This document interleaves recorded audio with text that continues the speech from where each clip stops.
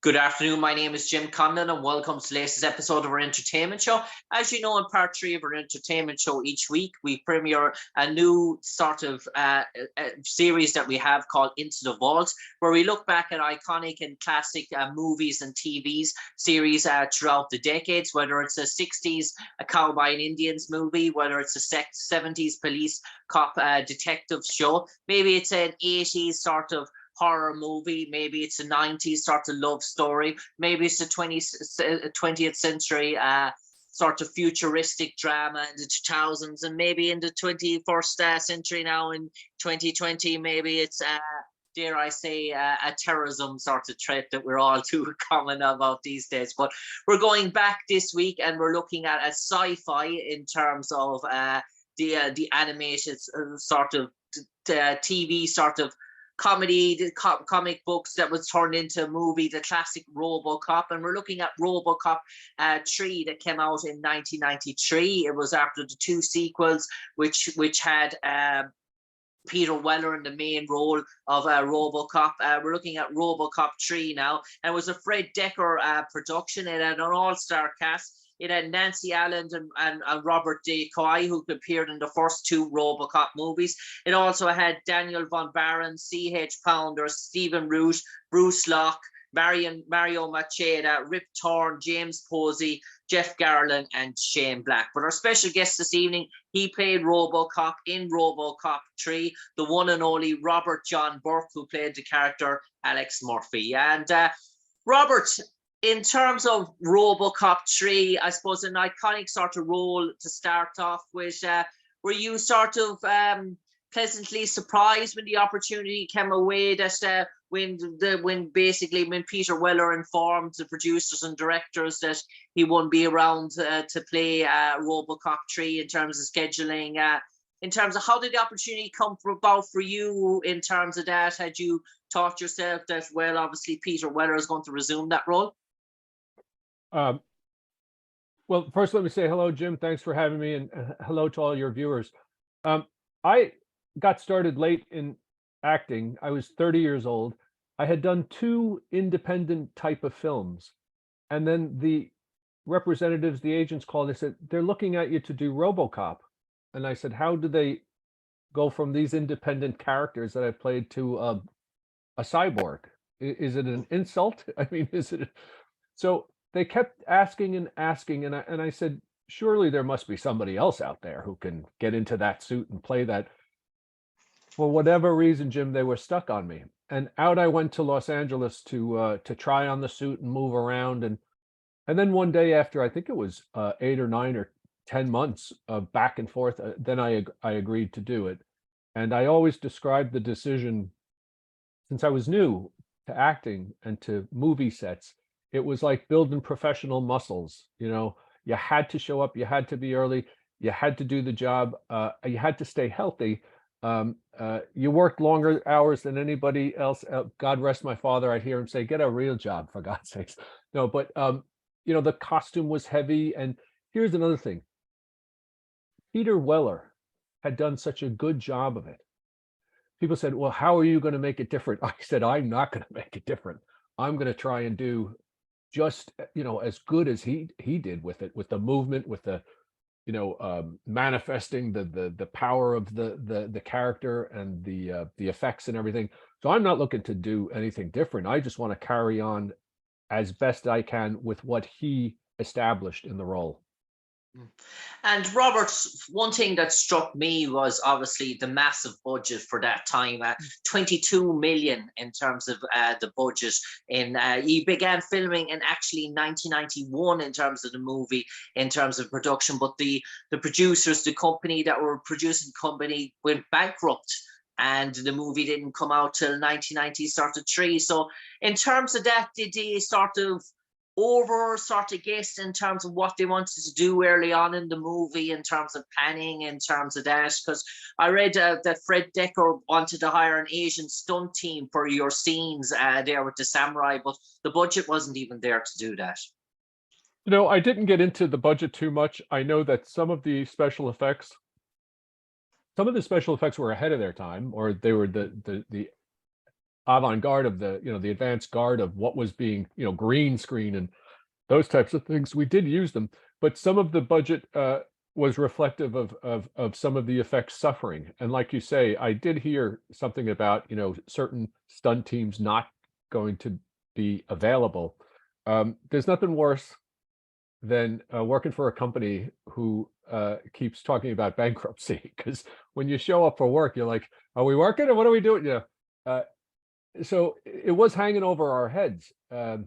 My mother used to say, is it going to be a good film? And I'd say, Ma, we make the good ones the same way as we make the bad ones. We show up and, we do our best. But the prospect of having, the company go bankrupt was always in the back of your head. And, it happens sometimes.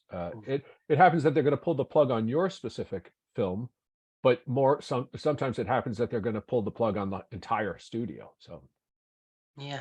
And Robert, in terms of Fred Decker, what was his sort of vision in terms of Robocop? Because he was taking on the main role, taking over from Fred Miller, who'd done the first sort of two. Did he want to take it in a different direction, bring Robocop, the man of the people, the man of the peasants, really, that sort of fighting for the underdog, dare I say, an A-team type of role in terms of that, looking out for the little guy? Yes. To answer your question, the first one was a criminality type of element, the robo against criminals, and the second one was very like drug centric, with this nuke, and he has to put that down. But then the third one was a corporate, the little guy fighting against the corporations. Now, Fred was the intermediary between the vision of the studio and the actual action and the direction on the set, and they told me. George Bush was president at the time, and he kept using the expression "a kinder, gentler nation." And they said to me, use that. You say kinder, gentler RoboCop. So I think that we're trying to soften them a bit, because the second one got awfully dark. And when you say softening, I think they were just trying to be more inclusive, maybe to a younger audience, but certainly not as abjectly violent as well. The first one was violent, but that kind of set the tone for who it is and what it's capable of. The second one got very, very dark, I think, and they were just trying to pull out of that kind of depth. And Robert, how important was it for you, obviously, playing the primary lead character, that Nancy Allen was in the first two returned, that Robert DeCoy was in the first sort of two that returned as well? So you had some sort of similar cast in terms of the first sort of two movies, in terms of acting, to have that sort of connection, to have those sort of faces that were there. And obviously, because you're taking on this sort of new role, to have some of those similar faces that were in the movies in the past. Well, in terms of similar faces, you say, I didn't want to think I was in the role because I had a similar jawline than the previous guy, but that was an aspect to it. I fit the costume. We did have a similar face structure.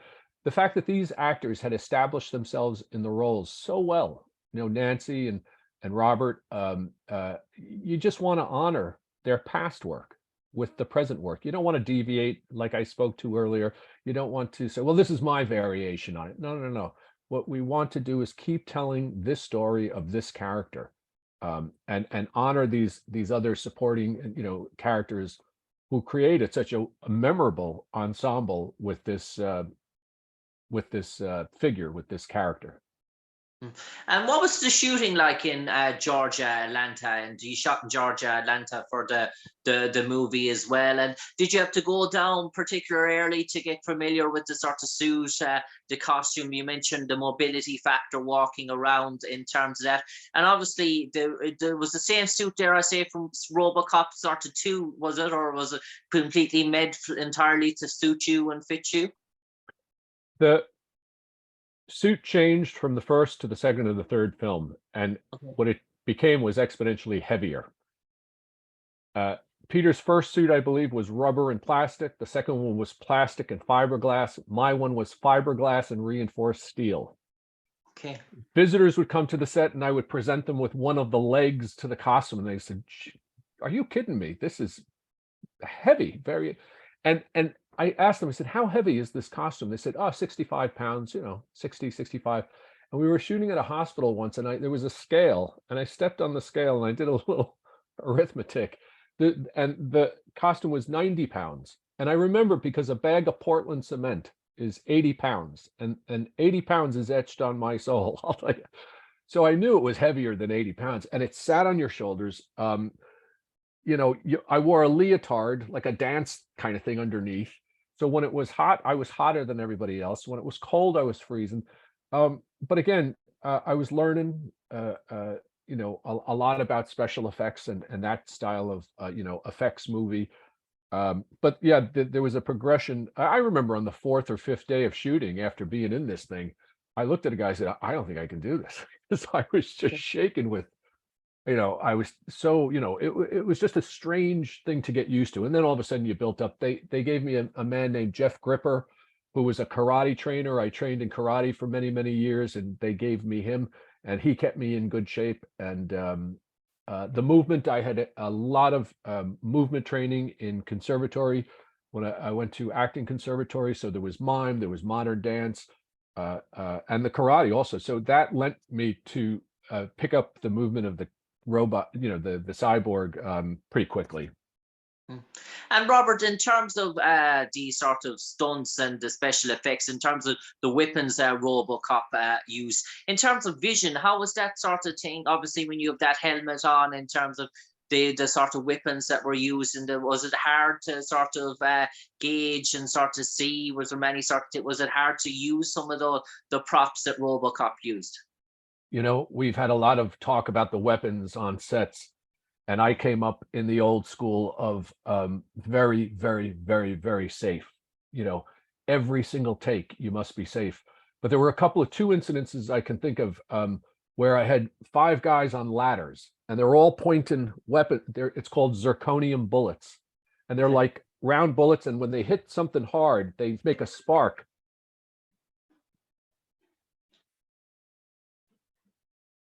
Sorry. No problem.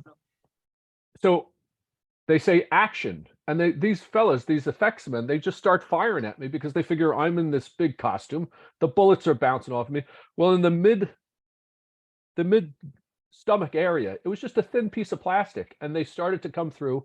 Then on the chest piece, they started to bounce up and ricochet up into my nose, and I just said, cut, stop, Jesus, God almighty, you're killing me. So, and I had welts all over me. There was another time when I come out of the top of the car and I start firing. It was a Calico 47 submachine gun, and they used it because the flash at the tip of the gun is so big, and when you use fully loaded blanks, it gives you a wonderful effect, this big flash. Well, the clip they used was 50 bullets to a clip, and what they didn't count on was the tip of the gun became molten, and it projected. And they had safety glass. They had blankets over them with the camera. Well, it went through everything, and it hit one of the men in the arm. Okay. A tip of the bullet. His name was Roger Shearer, I remember, and he was hospitalized with a blood infection because of the tip of that. I was mortified. I was so. But my job was to shoot right, in that area, right across the line of the camera. And they were, there was triple, you're shooting blanks, you're far enough away, you have safety glass, you have blankets, and yet something happened. So it was a big learning lesson. They drove a car off a roof one night, and it hit a big electrical transformer, and it knocked out electricity to a quarter of Atlanta. That's not a small feat.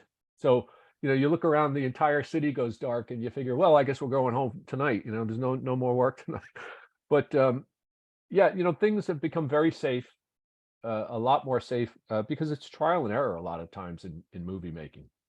Yeah, you definitely went. You're just saying, go bad or go bold or go home. Well, You did definitely fit that quote, anyway, in terms of pushing the boundaries in terms of RoboCop 3. You have to be able to show up the next day, for work. There was one time where the arms of the suit don't extend. They just come out, a little bit from your waist. And I had to carry Nancy Allen down the aisle of a church. And I came in and I'm looking, now how will they rig her? How will they, make her? And I'm looking, and the guy says, no, you just carry her. I says, I'm carrying 90 pounds of a costume. and the arms don't extend. So I can't carry her on the tips of my fingers. And they said, well, you'll have to. So, and then you don't want to embarrass the girl and say, Jesus, you're too heavy. I can't carry, you know. So they put her in my arms, and I had to walk down the aisle of this church. If you see it, I did it 3 times, you know, 3 takes. But you forget these things that you do. I don't know if I'd be able to do it now. I'll tell you. But so that there was no special effects or rigging to help her be light and, you know, as a feather in my arm, so I could manifest the power of the character. It was just Robert Burke carrying this poor girl down the aisle of the church, and then, you know, she dies, and I lay her on the altar and everything. That was that particular scene. And Robert, I suppose in terms of that, as an actor, in terms of learning, young actors come into the business there today. What you said, nearly 99% of it would be green screened in terms of special effects, in terms of they would just sort of mimic imaginary sort of emotions to play it up. But in terms of an actor being exposed to that environment back in 1991, was that a godsend in one way to get a real sense of what it takes to make a blockbuster movie with a 22 million budget, to have maybe to learn in terms of what the industry sort of required in terms of making these productions? Did it help you or benefit you in hindsight going forward, being involved in RoboCop 3? Well, it benefited me because it was it was only like my third film, and it was a special effects film, and I never even thought I'd be doing something like that. So you learn how things are, and you know, back then the effects weren't that sophisticated as they are now. I was working on Wakanda Forever, Black Panther Wakanda Forever last year, and I mean, I'd never seen anything like it. Everything, you know, the green screens were like football fields. It was massive. The green screen we used for RoboCop was like a, you know, a cinema projector, a cinema screen, um, you know, and they tell you, oh, behind you it'll be the city of Detroit, you know, as you're flying, and okay, you know, so it's pretend, you know, like you did as a child.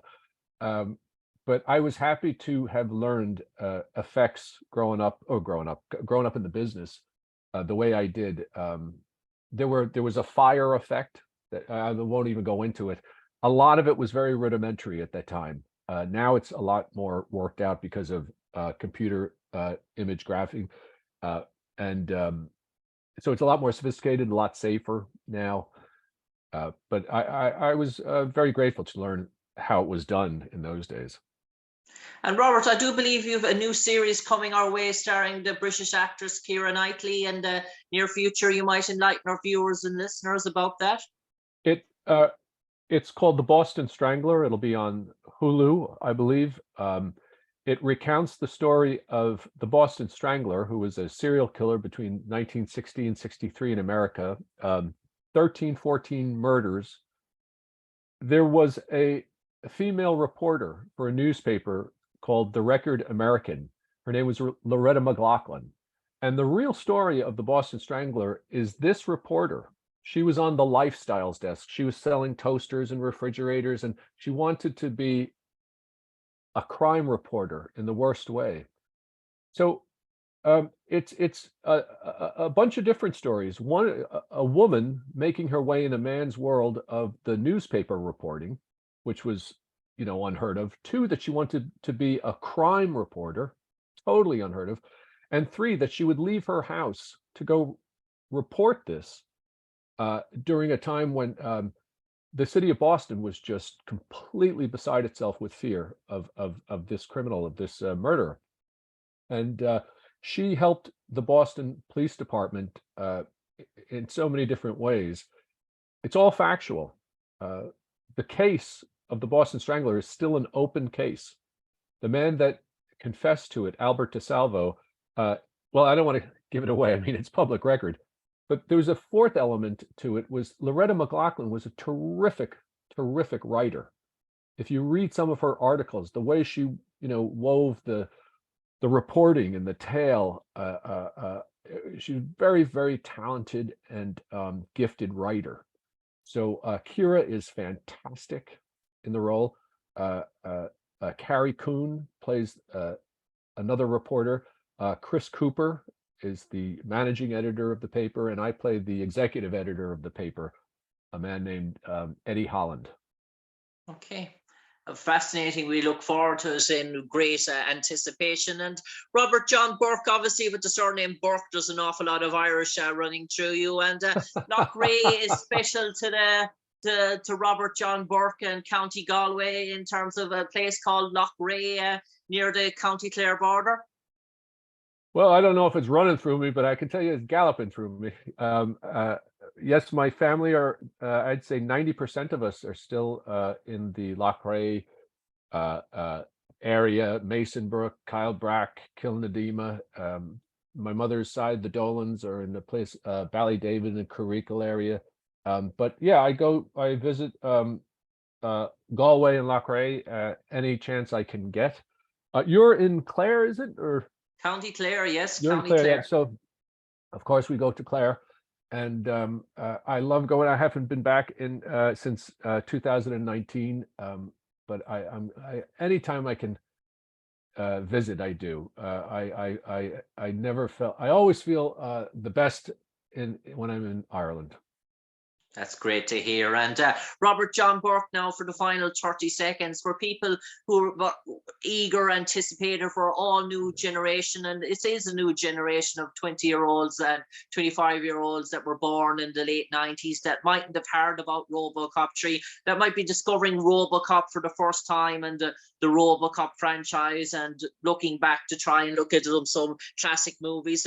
For this new generation that mightn't have seen the movie, you might enlighten them why they should go to their videos, their receipts, watch Robocop 3 online, and what's in store for them, for the viewers, for the first time ever seeing Robocop 3.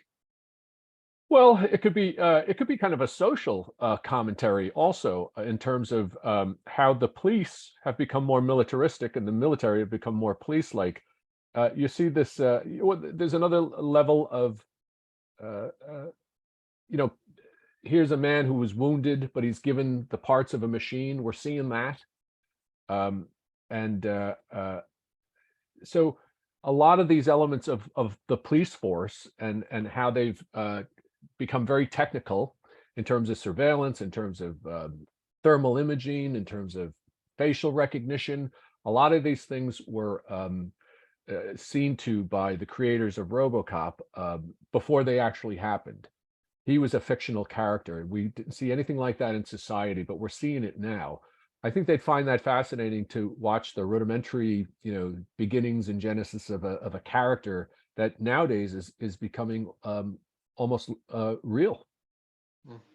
On that note, Robert John Burke, thanks for joining us into the Vault section this week, where we look back at iconic movies and TV series throughout the generations. And this week, looking back to 1993, as we said, RoboCop 3, an all-star cast, including Nancy Allen, including Stephen Root, including many quality actors, and especially the one and only Robert John Burke. From me, Jim Conlan, to you, Robert John Burke, stay safe, take care, and God bless. Cheers, Jim.